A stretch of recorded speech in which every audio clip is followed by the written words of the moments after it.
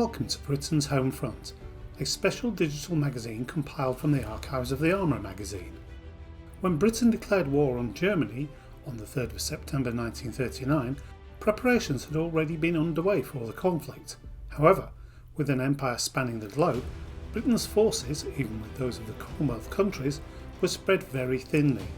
As disaster unfurled in the Far East, catastrophe befell Western Europe, and a bitter struggle developed in the Mediterranean, the need for more manpower became acute.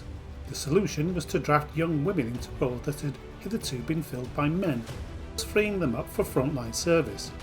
Consequently, a number of organisations were created or bolstered, covering roles in the Army, Navy and Air Force. Meanwhile, the economy was placed on a war footing with implications for everything from food production and distribution to paper for newspapers and magazines, and even the use of metal in children's toys was banned. Everything went into the fight against Germany in Europe, Italy and Germany in the Mediterranean, and Japan in the Far East. As fighting raged around the world, it was our cities and people that bore the brunt of Hitler's early attempt to bludgeon Britain out of the war. So, now come with us on this guide to Britain's home front, which is split into 4 sections, covering places, life in wartime, organisations and collectables. First up are places, which starts with the Churchill War Rooms in London. This is the underground complex where Churchill often slept and ran Britain's war effort from. On the west coast in Liverpool, the western approaches fulfilled a similar function, orchestrating the Battle of the Atlantic that kept Britain supplied with food and war materials from America.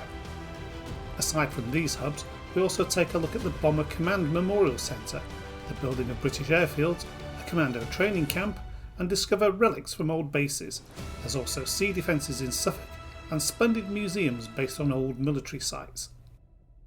The second section is life in wartime, which is where we see the effects of war on those at home, starting with rationing and covering the Blitz itself. There are features on life during the early years of World War II, wartime industries, and the rise of crime in the blackouts. Here we look at the black market, gangs that ran gambling and prostitution rings, and even the shocking cases of murder. Then there's the experiences of 2 cities brought to life, with Liverpool and Portsmouth at war. Portsmouth suffered its own blitz and became the centre of preparations for D-Day as well as cross-channel operations. The third section covers the plethora of organisations that were set up. Here there's the well-known ones like the WRNS, ATS, WVS, WAAF and the Land Army, but also lesser-known ones such as the Air Transport Auxiliary, the Lumberjills, female railway workers, and the Women's Home Defence. Then there's the role of Bletchley Park, where the Enigma code was broken, and the original and most well-known home organisation, the Home Guard, and its predecessor, the LDV. Now, everyone knows about the Home Guard, but did you know about the Home Guard auxiliaries? These were men hiding out in case of German invasion, reporting on troop movements and putting up resistance.